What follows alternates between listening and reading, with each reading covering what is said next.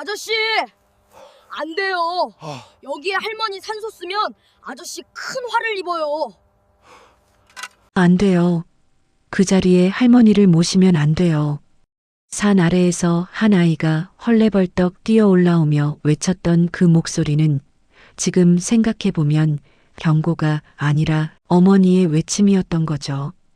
김태준 회장은 그날 어머니를 아버지 곁에 모시기 위해 산을 올랐습니다. 2년 전 아버지를 보내드린 바로 그 자리 옆이었어요. 집안 어른들은 모두 말했죠. 부부는 죽어서도 함께 있어야 한다고요. 회장은 고개를 끄덕이면서도 속으로는 요즘 세상에 무슨 미신이냐고 웃어넘기고 있었던 겁니다. 그런데 묘자리를 파려던 바로 그 순간 10살쯤 되어 보이는 시골 소년 하나가 숨도 제대로 쉬지 못한 채 달려와서는 필자적으로 외쳐댔던 거예요. 그 자리에 할머니를 모시면 절대 안 된다고, 아저씨가 먼저 큰 화를 입게 될 거라고요. 하지만 회장은 듣지 않았습니다. 아니, 듣지 않기로 선택했던 거죠. 그리고 그 선택은 회장의 인생을 송두리째 흔들어 놓게 됩니다. 이 놀라운 반전의 전체 이야기가 궁금하시다면 잠시만 구독과 좋아요, 그리고 사랑의 댓글 정중히 부탁드립니다. 자, 그럼 시간을 조금 되돌려 볼까요? 사실 그날 아침까지만 해도 모든 게 예정대로 흘러가고 있었어요. 어머니의 장례는 3일장으로 치러졌고 조문객들은 하나둘 돌아갔으며 이제 남은 건 산소를 쓰는 일뿐이었던 거죠. 회장은 검은 양복을 단정히 입고 상주로서 해야 할 일들을 묵묵히 해내고 있었습니다. 형님, 자리는 아버님 산소 바로 옆으로 하면 되겠습니까? 일꾼 중 한 명이 조심스럽게 물었어요. 그래야지. 부부는 함께 계셔야 하니까. 회장은 담담하게 답했습니다. 집안 어른들도 고개를 끄덕였고요. 산은 그리 높지 않았지만 경사가 제법 있었고 아버지의 산소가 있는 곳까지는 차로 올라갈 수 있었던 자리였어요. 회장은 차에서 내려 천천히 산소 앞으로 걸어갔습니다. 2년 전 아버지를 이곳에 모셨을 때가 문득 떠올랐죠. 그때도 날씨가 이랬던가 하늘은 잔뜩 흐렸지만 비는 오지 않았던 것 같았어요. 자, 그럼 시작하겠습니다. 일꾼들이 삽을 들고 땅을 파기 시작했습니다. 바로 그 순간이었어요. 안 돼요. 안 돼요. 산 아래 마을 쪽에서 누군가 소리치며 뛰어오고 있었던 겁니다. 사람들이 일제히 고개를 돌렸죠. 10살쯤 되어 보이는데 얼굴은 시커멓게 그을리고 헐렁한 티셔츠에는 땀이 흥건히 젖어 있던 시골 소년이었어요. 손에는 흙이 묻어 있었고 발에 신은 운동화는 너덜너덜했으며 숨을 헐떡이느라 제대로 말도 못하고 있었던 거죠. 거기다 할머니 모시면 안 돼요. 소년은 가슴을 쓸어내리며 간신히 말을 이어갔습니다. 여긴 수맥이 센 자리예요. 밤 되면 땅이 차가워지고 물길이 돌아요. 사람들이 술렁이기 시작했어요. 누군가는 장례식판에 왜 내냐고 혀를 찾고 또 누군가는 재수없게 무슨 소리를 하는 거냐며 소년을 밀쳐내려고 했던 거죠. 하지만 소년은 물러서지 않았습니다. 여기다 할머니 모시면 아저씨가 먼저 큰 화를 입어요.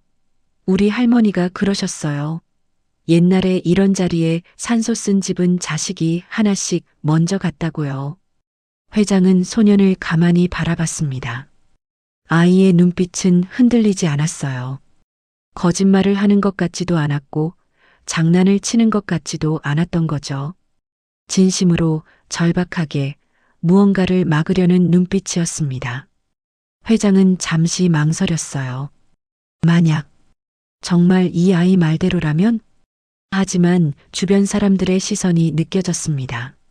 모두가 지켜보고 있었고 집안 어른들도 있었으며 무엇보다 이미 준비는 다 끝난 상태였던 거예요. 회장은 천천히 고개를 저었습니다. 미안하지만 우리는 이미 결정한 일이야. 아이 말에 부모님 산소를 바꿀 수는 없어. 하지만 소년이 다시 한번 외쳤지만 이번엔 집안 어른 하나가 나섰어요. 얘야, 어른들 일에 아이가 나서는 게 아니다. 이제 그만 내려가거라. 소년은 회장을 뚫어지게 바라봤습니다. 그 눈빛에는 안타까움과 두려움이 동시에 담겨 있었던 거죠. 후회하실 거예요. 소년은 작게 중얼거리더니 천천히 돌아서서 산을 내려가기 시작했습니다. 회장은 그 작은 뒷모습을 물끄러미 지켜봤어요. 가슴 한구석이 이상하게 무거워지는 걸 느꼈지만 곧 고개를 돌렸던 거죠. 자, 계속합시다. 일꾼들이 다시 삽을 들었고 땅이 파지기 시작했습니다. 그렇게 어머니는 아버지 산소 바로 옆 그 자리에 모셔지게 되었던 거예요. 회장은 몰랐습니다. 그 선택이 얼마나 무거운 대가를 치르게 될지를요. 어머니의 산소는 결국 아버지 산소 바로 옆에 자리 잡게 되었습니다. 장례를 치르는 내내 하늘은 흐렸지만 비는 내리지 않았고 바람도 거의 없어서 의식을 진행하는 데는 아무 문제가 없었던 거예요.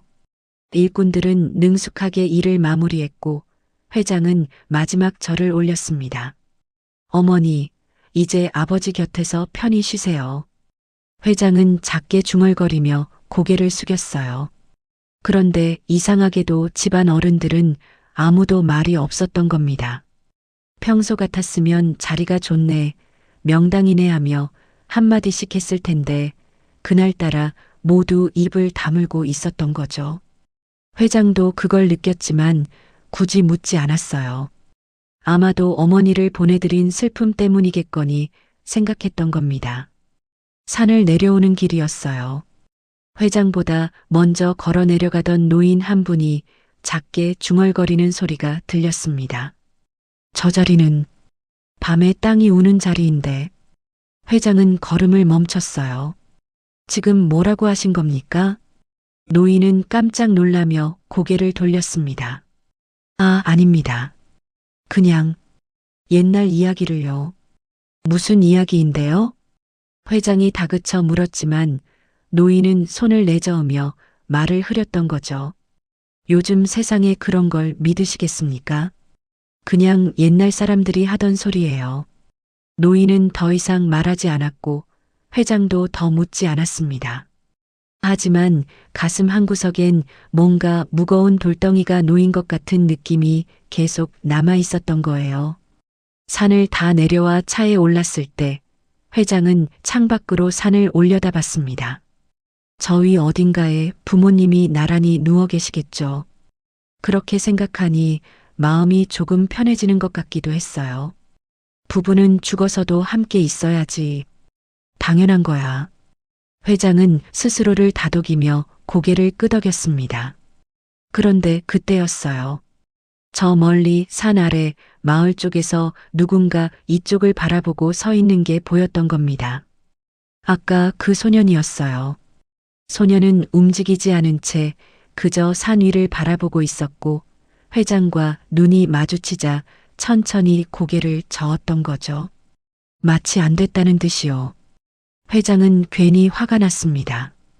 아이가 뭘 안다고 저런 표정을 짓는 거야. 하지만 왠지 모를 불안감이 가슴속을 파고들었어요. 차가 출발했고 소년의 모습은 점점 작아지다가 결국 보이지 않게 되었습니다.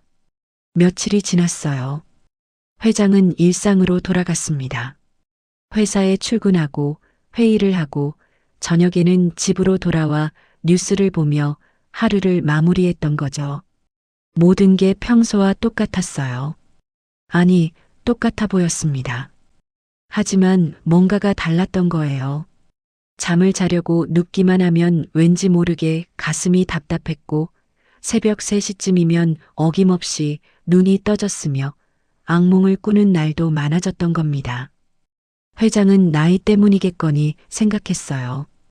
어머니를 보내드린 충격이 아직 남아있나 보다. 그렇게 스스로를 설득했던 거죠. 하지만 마음 깊은 곳에서는 알고 있었습니다. 이게 단순히 나이나 스트레스 때문만은 아니라는 걸요. 어느 날 밤 회장은 또다시 새벽에 잠에서 깼어요. 온몸이 식은땀으로 젖어 있었고 숨이 막힐 것처럼 답답했던 겁니다.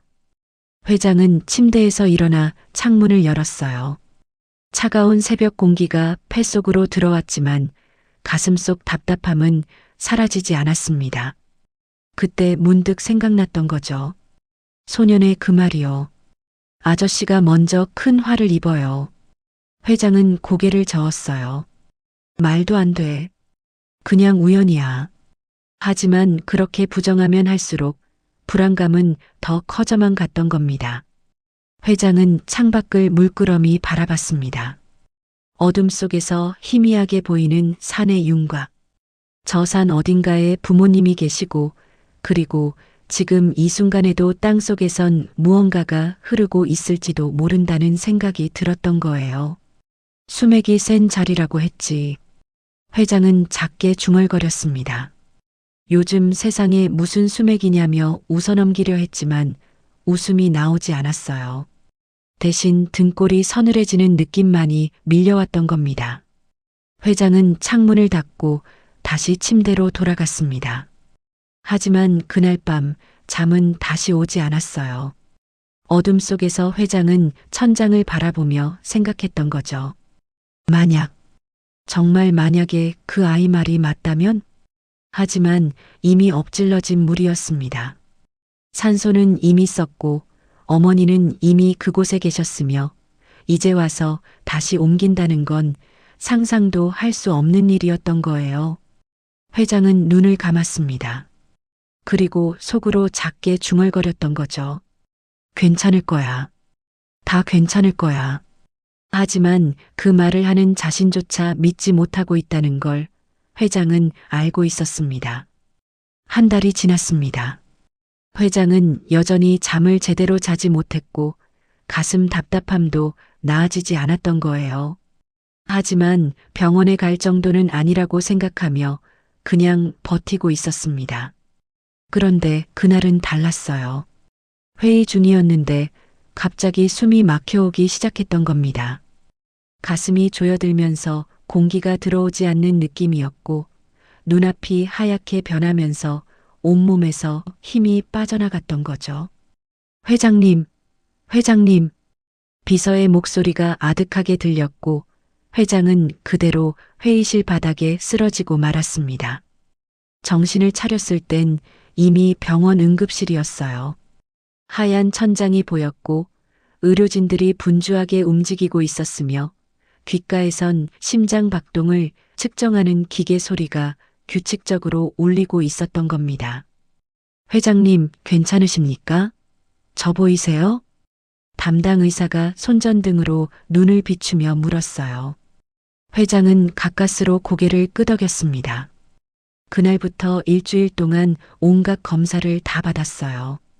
피 검사, 엑스레이, CT, MRI, 심장 초음파까지 할 수 있는 건 다 했던 겁니다. 하지만 결과는 모두 같았어요. 특별한 이상이 발견되지 않습니다. 담당 의사는 검사 결과지를 넘기며 고개를 갸우뚱했던 거죠. 심장도 정상이고 폐도 깨끗하고 뇌에도 문제가 없습니다. 혈압이나 당뇨 수치도 연세를 고려하면 오히려 양호한 편이에요. 그럼 왜 제가 쓰러진 겁니까? 회장이 다급하게 물었지만 의사는 애매하게 웃으며 대답했어요. 아마도 스트레스가 아닐까 싶습니다. 최근에 어머님을 여의셨다고 들었는데 그런 심리적 충격이 신체 증상으로 나타날 수 있거든요. 연세를 고려하면 더욱 그럴 수 있고요. 회장은 아무 말도 하지 못했습니다. 스트레스라는 말이 맞는 것 같기도 하고 아닌 것 같기도 했던 거예요. 퇴원은 했지만 상태는 나아지지 않았습니다. 밤마다 가슴이 조였고 숨쉬기가 힘들었으며 악몽은 더욱 심해졌던 거죠. 그런데 이상한 건 회장만 그런 게 아니었어요. 회사에서도 이상한 일들이 연달아 터지기 시작했던 겁니다.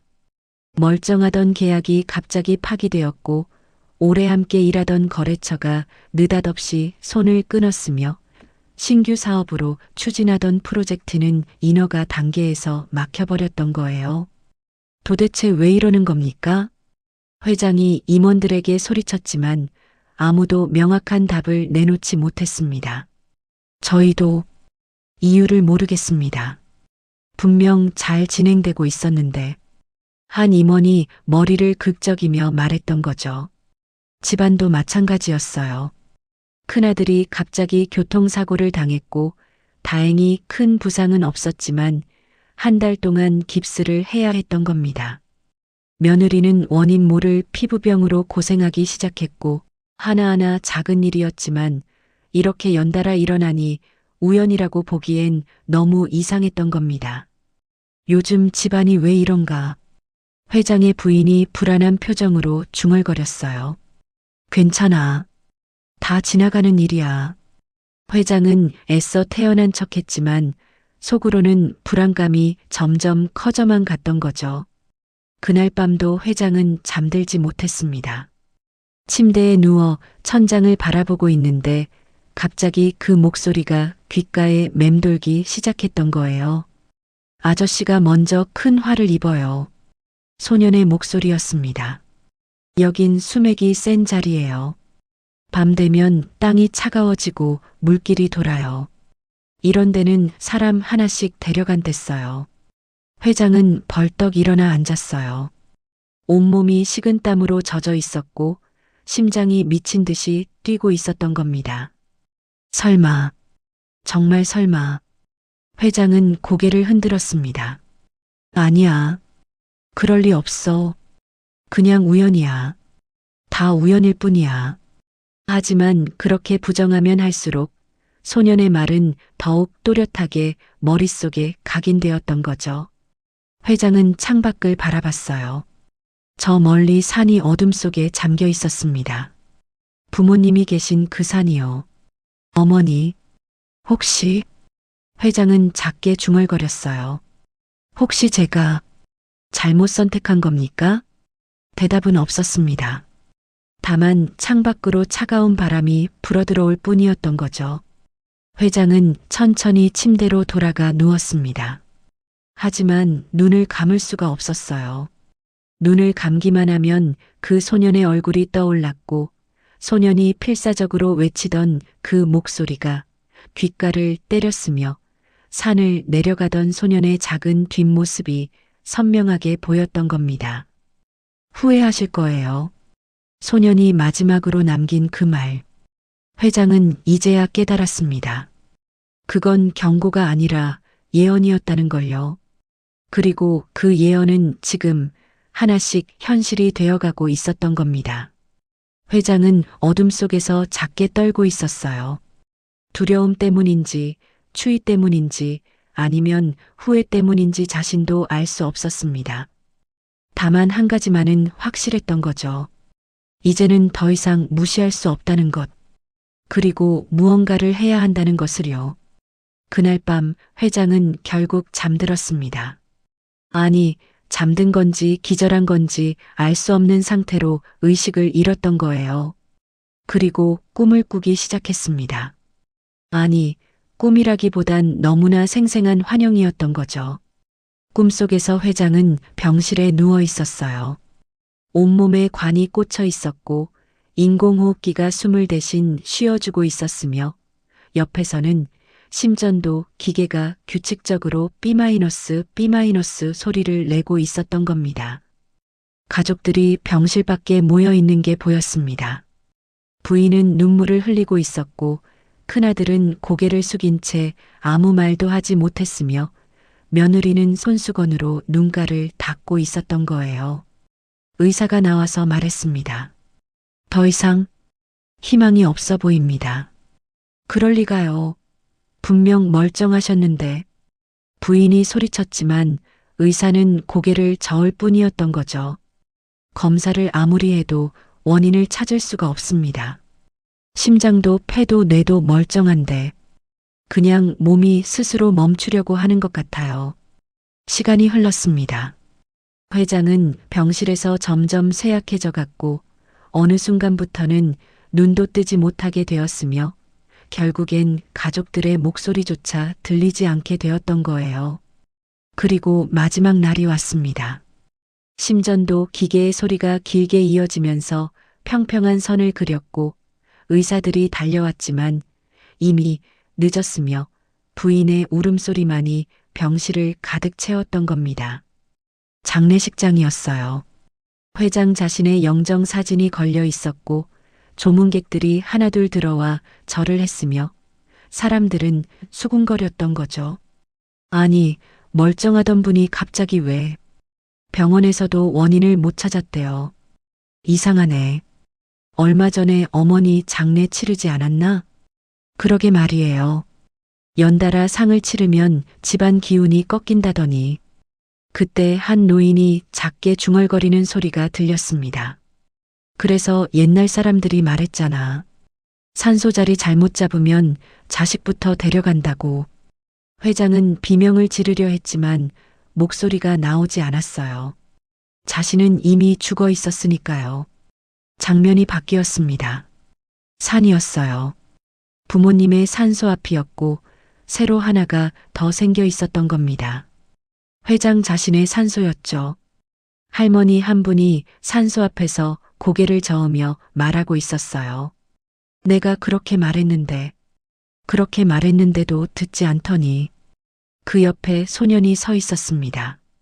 그 시골 소년 민우였던 거예요. 소년은 산소를 바라보며 조용히 말했습니다. 제가 막지 못했어요. 아니다, 아가야. 내 잘못이 아니야. 어른들이 아이 말을 듣지 않은 거지. 할머니가 소년의 머리를 쓰다듬었어요. 장면이 또 바뀌었습니다.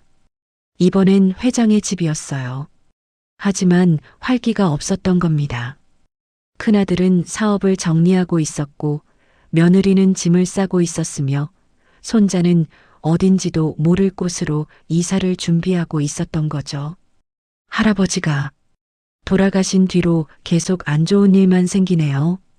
며느리가 한숨을 쉬며 말했어요. 회사도 망했고 이젠 집도 팔아야 하고 괜찮아. 우리 다시 시작하면 돼. 큰아들이 애써 밝게 말했지만 그의 눈빛엔 절망이 가득했던 겁니다. 부인은 불단 앞에 앉아 염주를 돌리고 있었어요. 여보, 당신 왜 그랬어요? 왜 그 아이 말을 듣지 않았어요? 부인은 눈물을 흘리며 회장의 영정을 바라봤습니다. 옛날 사람들 말이 다 이유가 있는 건데 왜 그렇게 고집을 부렸어요? 회장은 소리치고 싶었어요. 미안해. 내가 잘못했어. 그때 들을 걸 그랬어. 하지만 목소리는 나오지 않았고 아무도 회장을 보지 못했으며 회장은 그저 유령처럼 자신의 집안이 무너지는 걸 지켜볼 수밖에 없었던 겁니다. 마지막 장면이었어요. 다시 산소 앞이었습니다. 하지만 이번엔 비가 내리고 있었고 땅은 질퍽했으며 산소 주변으로 물이 고여 있었던 거죠.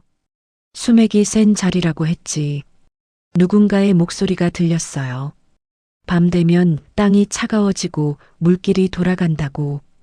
이런 데는 사람 하나씩 데려간다고. 회장은 자신의 산소를 바라봤습니다. 그리고 그 순간 산소에서 무언가가 흘러나오는 게 보였던 거예요. 검은 물이었습니다.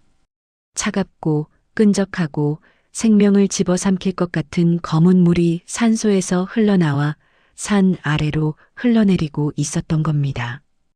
회장은 비명을 질렀어요. 안 돼, 안 돼.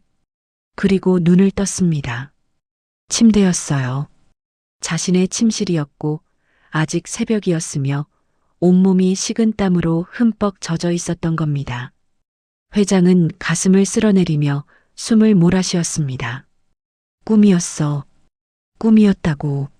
하지만 그 꿈은 너무나 생생했어요.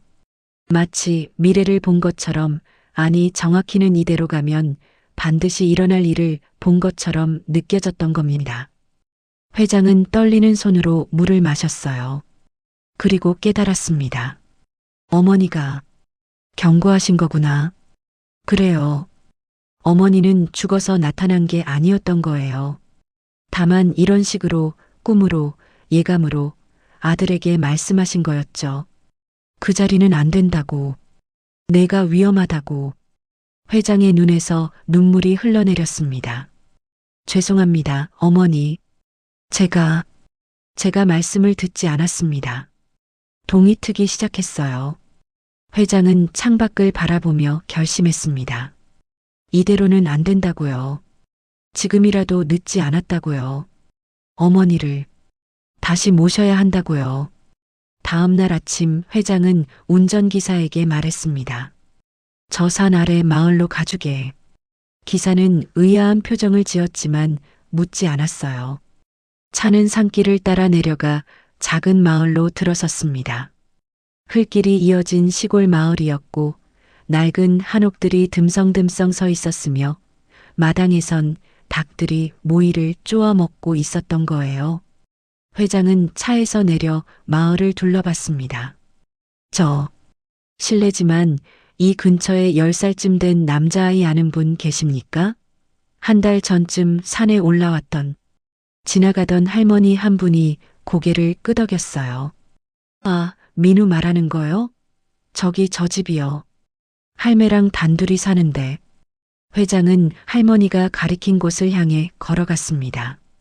오래된 한옥이었어요. 기와는 군데군데 깨져 있었고 담장은 허물어져 있었으며 마당엔 텃밭이 있었던 거죠. 회장이 대문 앞에서 망설이고 있을 때였습니다. 누구시오? 안에서 나이 지긋한 목소리가 들렸어요. 문이 열리고 80대쯤 되어 보이는 할머니가 나왔던 겁니다. 허리가 굽어 있었고 손엔 지팡이를 짚고 있었으며 얼굴엔 주름이 가득했지만 눈빛만큼은 또렷했던 거예요. 저번에 산에서 경고해준 아이가 이 집 아이인가 해서요. 할머니는 회장을 위아래로 훑어봤습니다. 아, 그때 그 양반이구먼. 들어오시오. 회장은 할머니를 따라 집 안으로 들어갔어요. 마루에 앉으니 민우가 방에서 나왔습니다. 회장을 보자 아이는 잠시 멈칫했지만 곧 고개를 숙여 인사했던 거죠. 안녕하세요. 민우야, 나가서 놀아라. 어른들 얘기 좀 해야 하니께.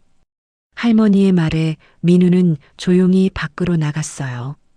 할머니는 회장 앞에 차를 내놓으며 말했습니다. 산소 옮기러 오셨소? 회장은 깜짝 놀랐어요.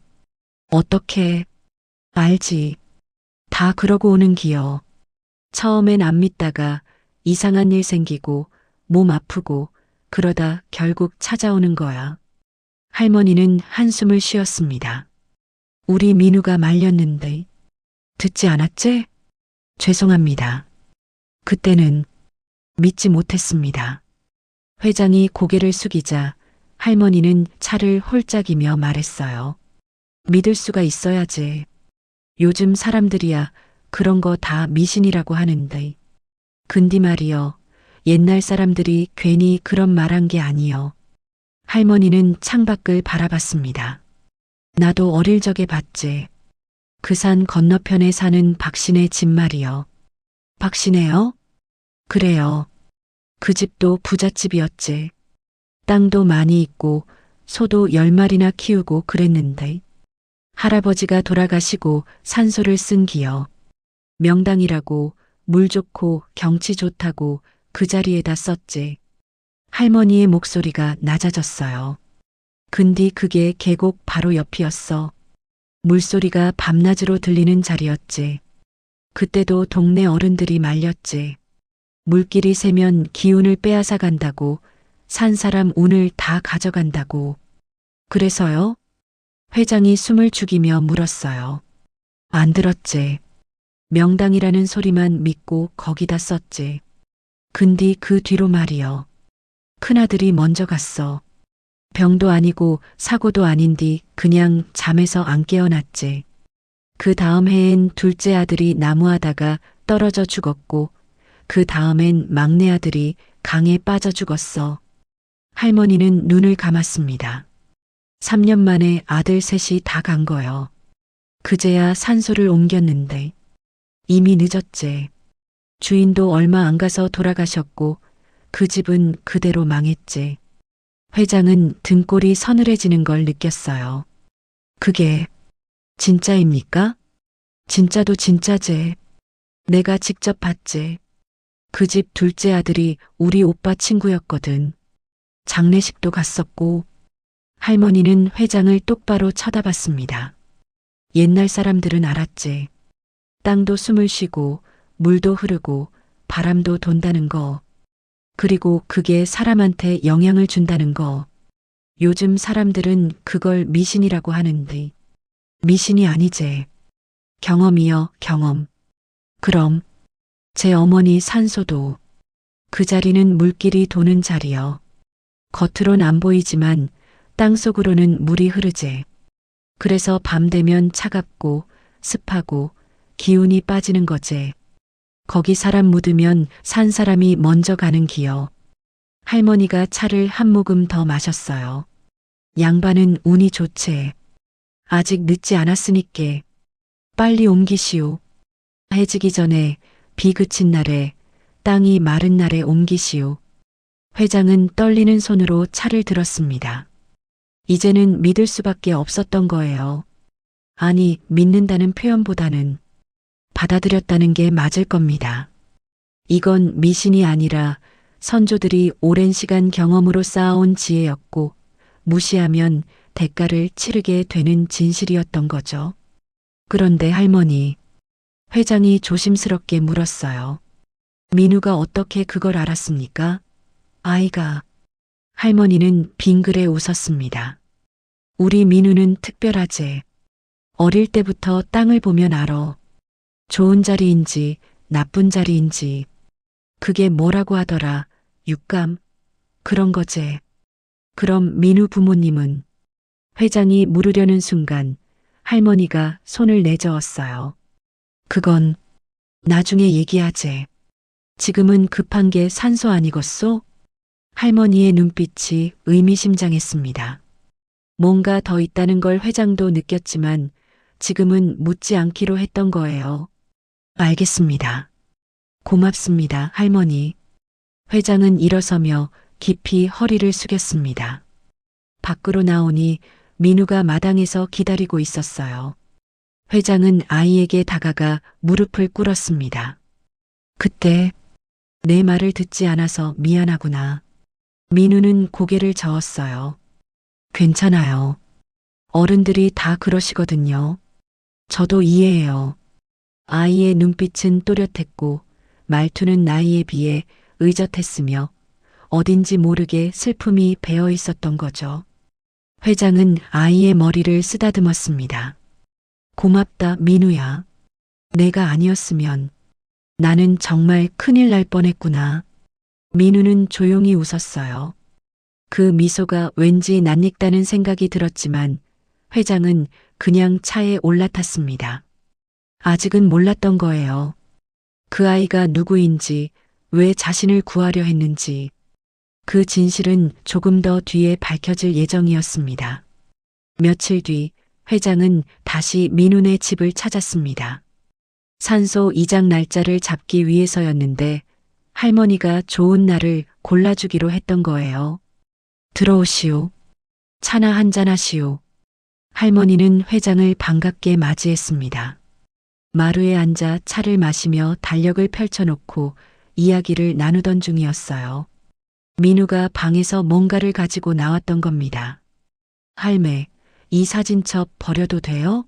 너무 오래돼서 곰팡이 냄새나요. 아이고, 그거 버리면 안 되지. 할매가 죽으면 그게 내 유일한 가족 사진인데. 회장은 무심코 민우가 들고 있는 사진첩을 봤어요. 그리고 얼어붙었습니다. 사진첩 표지에 붙어 있는 흑백 사진. 그 사진 속 남자의 얼굴이 너무나 낯익었던 거예요. 저 사진 좀 봐도 되겠습니까? 회장의 목소리가 떨렸습니다. 할머니와 민우가 이상하다는 표정을 지었지만 회장은 이미 사진첩을 손에 들고 있었던 거죠.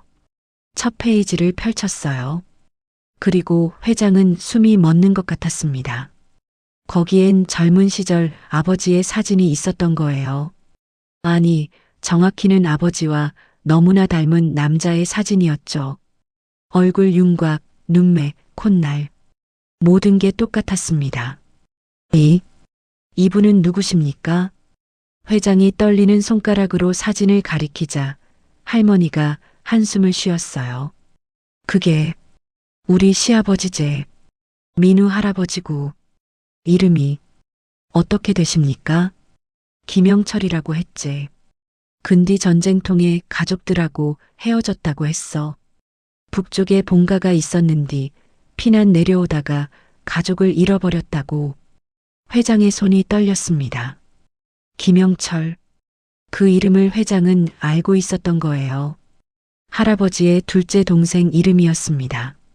전쟁 때 헤어져서 소식이 끊긴 집안 어른들이 가끔 이야기하던 그 이름이었던 거죠. 혹시 본가가 함경도 쪽이었습니까? 회장이 간신히 물었어요. 할머니가 놀란 표정으로 고개를 끄덕였습니다. 맞제. 어떻게 아셨소? 회장은 주머니에서 지갑을 꺼냈어요. 그 안에는 오래된 가족 사진이 들어 있었던 겁니다. 할아버지와 그 형제들이 함께 찍은 사진이었죠. 회장은 그 사진을 사진첩 옆에 나란히 놓았습니다. 둘은 같은 사람이었어요. 아니, 형제였던 거죠. 할머니가 입을 막았습니다. 이게 무슨... 민우는 제 친척입니다. 회장의 목소리가 갈라졌어요. 아버지의 작은아버지 손자. 그러니까 저한테는 먼 조카뻘이 되는 거죠. 민우는 눈이 동그래져서 회장을 바라봤습니다. 저희가 친척이에요? 회장은 고개를 끄덕였어요. 그제야 모든 게 이해되기 시작했던 겁니다. 왜 어머니가 그 자리에 묻히기를 거부하셨는지, 왜 민우가 그렇게 필사적으로 말렸는지, 왜 할머니가 의미심장한 눈빛을 보냈는지, 어머니는 아셨던 거구나. 회장은 눈물이 핑 돌았어요. 어머니는 돌아가시면서도 이 아이를 지키려 하셨던 거야. 내가 죽으면 이 아이가 혼자 남는다는 걸 아셨던 거지. 할머니도 눈물을 닦았습니다. 그러게 말이여. 할매도 이상하다 싶었지. 민우가 왜 그렇게 간절히 말리는지. 보통은 남의 집 산소일에 그렇게까지 나서지 않거든. 민우는 가만히 서서 회장을 바라봤어요. 아이의 눈빛에는 슬픔과 반가움이 동시에 담겨 있었던 겁니다.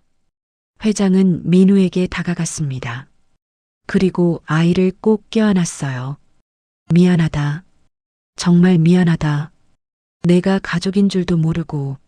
민우는 처음엔 어색해했지만 곧 회장의 품에 얼굴을 묻었습니다.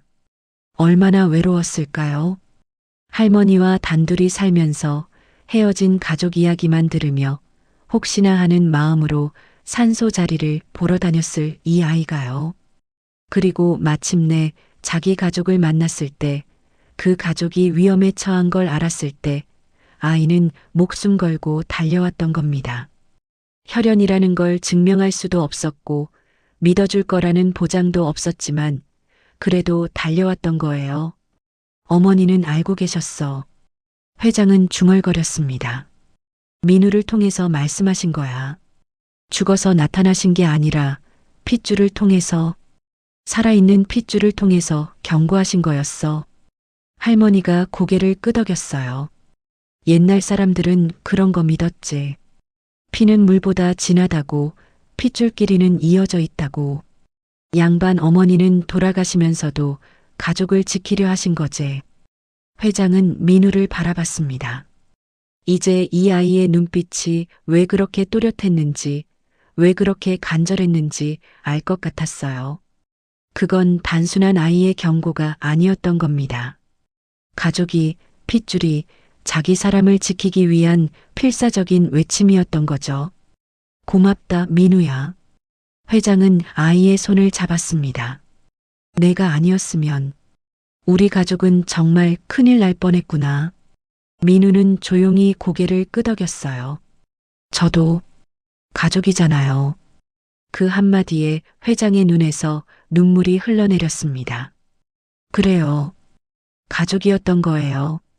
전쟁으로 헤어졌지만 피로 이어진 가족. 어머니는 죽어서도 그 핏줄을 놓지 않으셨고 마지막 순간까지 가족을 지키려 하셨던 겁니다. 회장은 할머니를 바라봤어요.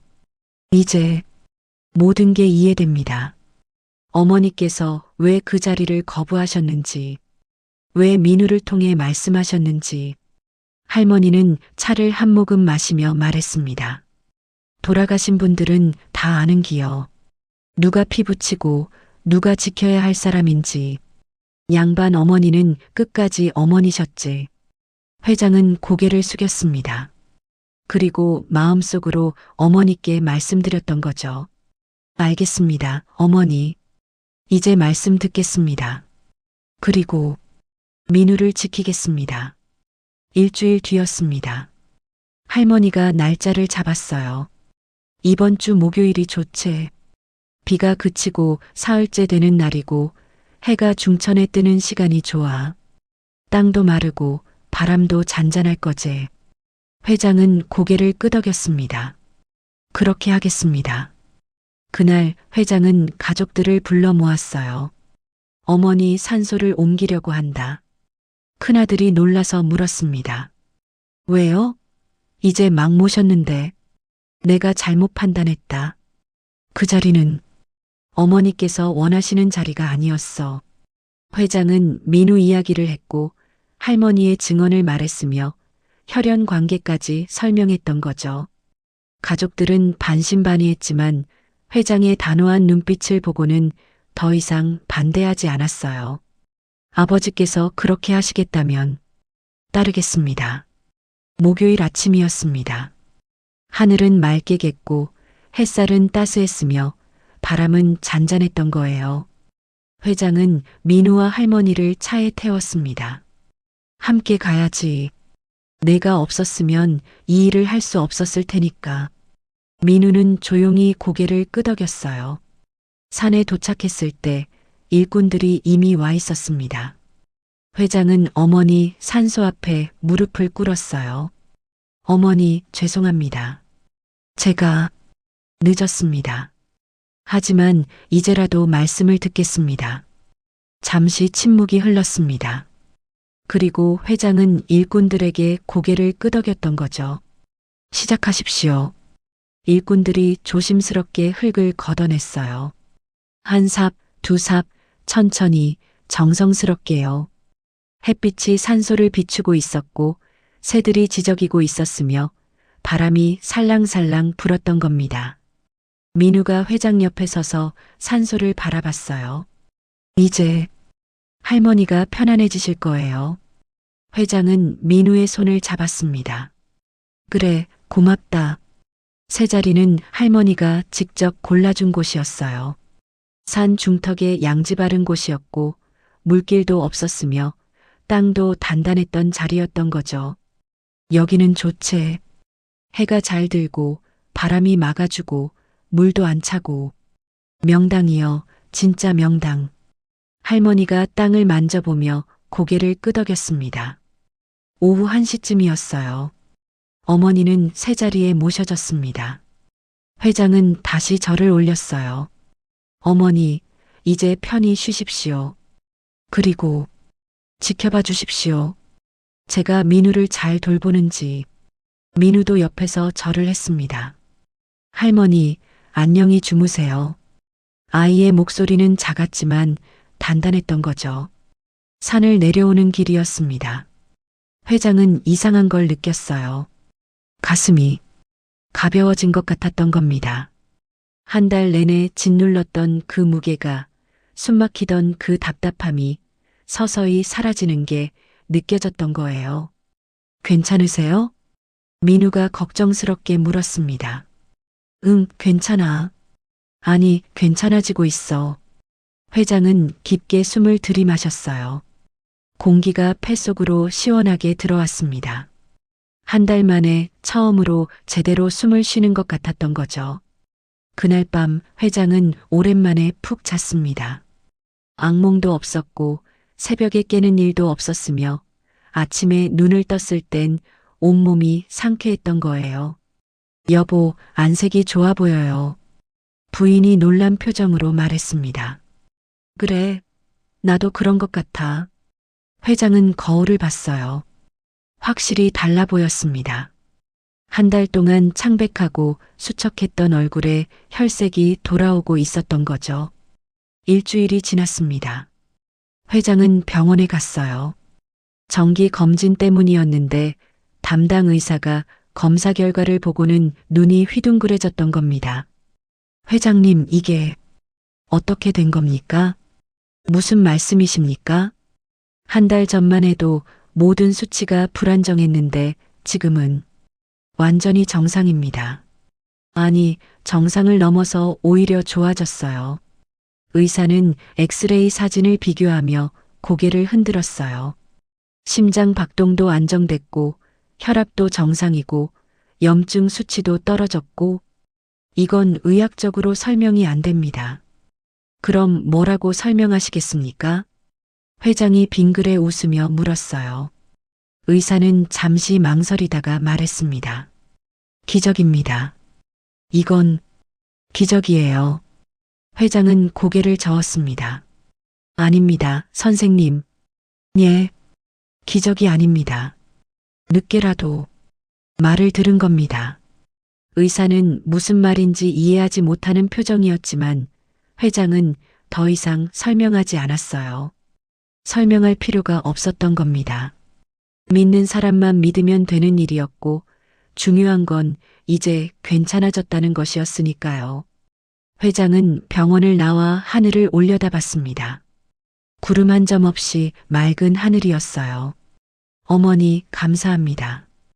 회장은 작게 중얼거렸습니다. 그리고 죄송합니다. 진작 말씀을 들을 걸 그랬습니다. 바람이 불었어요. 마치 대답하듯이 따뜻하고 부드럽게요. 회장은 눈을 감았습니다. 그리고 깨달았던 거죠. 산소는 죽은 사람만을 위한 게 아니라는 것. 산 사람과 죽은 사람을 이어주는 자리이고 그래서 더욱 신중해야 한다는 것. 그리고 옛사람들의 말에는 다 이유가 있다는 것을요. 회사 일도 풀리기 시작했습니다. 파기됐던 계약이 다시 살아났고 새로운 거래처가 생겼으며 막혔던 프로젝트도 인허가를 받았던 거예요. 집안 식구들도 하나둘 나아졌습니다. 큰아들의 깁스가 풀렸고 며느리의 피부병도 사라졌으며 손자도 건강하게 학교에 다니기 시작했던 거죠. 이상하게 요즘 모든 게 잘 풀려요. 큰아들이 신기해하며 말했습니다. 그래, 잘 됐구나. 회장은 웃으며 대답했어요. 말하지 않았지만 회장은 알고 있었습니다. 어머니가 이제 편안히 쉬고 계시기 때문이라는 것을요. 그리고 민우라는 새로운 가족을 얻었기 때문이라는 것을요. 한 달이 더 지났습니다. 회장은 민우와 할머니를 다시 찾아갔어요. 할머니, 민우를 제 집으로 데려가고 싶습니다. 할머니는 차를 홀짝이며 회장을 바라봤습니다. 그럴 줄 알았지. 근디 민우 생각은 들어봤소? 회장이 민우를 바라보자 아이는 고개를 숙였어요. 저는 할머니랑 살고 싶어요. 근데 할머니가 너무 힘들어 보여요. 혼자 농사 짓고 집안일하고 제가 가면 할머니가 편할 것 같아요. 민우의 목소리는 작았지만 단단했습니다. 10살밖에 안 됐지만 이미 어른처럼 생각하고 있었던 거죠. 할머니는 민우의 머리를 쓰다듬었어요. 민우야, 넌 이제 갈 곳이 생긴 거요. 할매는 괜찮지? 할매는 여기서 편하게 살 테니 넌 가족한테 가거라. 하지만 가족이 최고제. 할매도 민우가 잘 되는 게 소원이요. 결국 민우는 고개를 끄덕였습니다. 일주일 뒤 민우는 회장의 집으로 왔어요. 큰 집이었습니다. 마당도 넓었고 방도 많았으며 민우가 살던 곳과는 비교도 안 되게 컸던 거죠. 하지만 민우는 긴장한 표정이었어요. 괜찮아. 여긴 내 집이야. 회장이 민우의 손을 잡고 집 안으로 들어갔습니다. 가족들이 기다리고 있었어요. 부인은 따뜻하게 웃으며 민우를 맞았고 큰아들도 반갑게 인사했으며 며느리는 민우를 위해 준비한 방을 보여줬던 겁니다. 여기가 민우 방이야. 마음에 들어? 민우는 방을 둘러봤어요.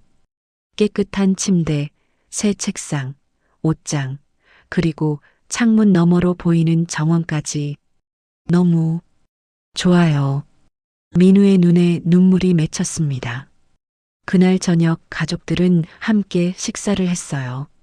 처음엔 어색했지만 시간이 지나면서 민우도 조금씩 웃기 시작했고 손자는 민우에게 장난감을 보여주며 형처럼 따랐던 거죠. 식사를 마치고 회장은 민우를 데리고 마당으로 나갔습니다. 별이 쏟아지는 밤하늘이었어요. 민우야. 네. 내가 아니었으면 우리 가족은 정말 큰일 날 뻔했어. 고맙다. 저야말로 가족을 찾게 해주셔서 감사해요. 회장은 민우의 어깨에 손을 얹었습니다. 이제 우린 가족이야. 진짜 가족. 민우는 고개를 끄덕였어요. 그런데 그때였습니다. 민우가 갑자기 하늘을 올려다보며 말했던 거예요. 할머니가 지켜보고 계세요. 응? 돌아가신 할머니요. 저기 저 별이 할머니 별이에요. 그리고 미소 짓고 계셔요. 회장도 하늘을 올려다봤습니다. 수많은 별들이 반짝이고 있었어요. 그중 어디선가 어머니가 정말 지켜보고 계실 것만 같았던 겁니다. 어머니, 이제 안심하셔도 됩니다. 제가 민우를 잘 돌보겠습니다. 회장이 작게 중얼거렸을 때였어요. 민우가 조용히 말했습니다. 알아요. 회장이 민우를 바라봤습니다. 뭘 안다는 거니? 민우는 회장을 똑바로 바라보며 말했어요. 할머니가 감사하신대요. 그리고 이제 편히 쉬시겠대요. 그 순간 회장은 알았습니다. 그건 민우의 말이 아니라는 걸요. 어머니가 이 아이의 입을 빌려서 마지막으로 인사하시는 거라는 걸요. 회장의 눈에서 눈물이 흘러내렸습니다. 어머니, 감사합니다. 그리고 사랑합니다. 민우는 잠시 눈을 감았다가 다시 떴어요. 그리고 평소처럼 웃으며 말했습니다. 배고파요. 간식 먹어도 돼요? 그래, 먹자. 회장은 웃으며 민우의 머리를 쓰다듬었습니다. 어머니의 메시지는 끝났지만 새로운 가족의 이야기는 이제 시작이었던 거죠. 그날 밤 회장은 서재에 앉아 오랜 생각에 잠겼습니다. 이 모든 일을 돌이켜보면서 하나의 깨달음에 도달했던 거예요.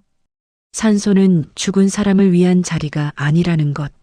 아니, 정확히는 죽은 사람만을 위한 자리가 아니라는 것이었죠. 그건 산 사람과 죽은 사람을 이어주는 자리이고 산 사람의 운을 좌우하는 자리이며 그래서 더욱 신중하게 선택해야 하는 자리였던 겁니다.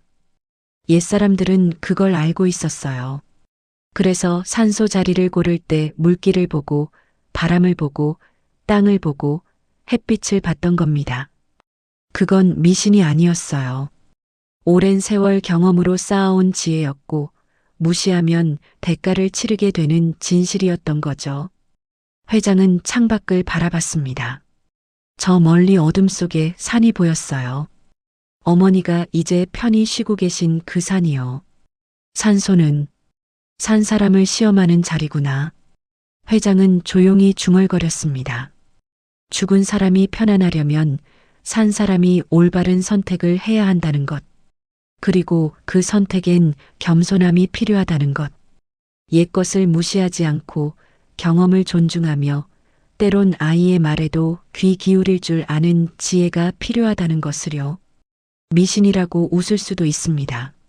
하지만 그 말을 무시한 집안에서 누가 먼저 갔는지 어른들은 다 알고 있었던 거예요. 회장은 일어나 민우의 방으로 갔습니다. 아이는 새 침대에서 평화롭게 잠들어 있었어요. 회장은 이불을 덮어주며 작게 속삭였습니다. 잘 자라, 민우야. 이제 넌 혼자가 아니야. 그리고 불을 끄고 나왔습니다. 복도를 걸으며 회장은 생각했어요. 어머니는 돌아가시면서도 두 가지를 남기셨다고요. 하나는 교훈이었습니다. 겸손하라는 것, 옛것을 존중하라는 것, 함부로 판단하지 말라는 것. 그리고 다른 하나는 선물이었어요. 민우라는 새로운 가족이라는 선물이었던 거죠. 회장은 하늘을 올려다봤습니다. 감사합니다, 어머니. 이제야 제대로 배웠습니다. 별들이 반짝였습니다. 마치 대답하듯이요. 오늘 이야기는 여기까지입니다. 오늘 이야기가 당신께 작은 여운을 남겨드렸다면 구독과 좋아요, 그리고 사랑의 댓글 정중히 부탁드립니다. 끝까지 시청해 주셔서 감사합니다.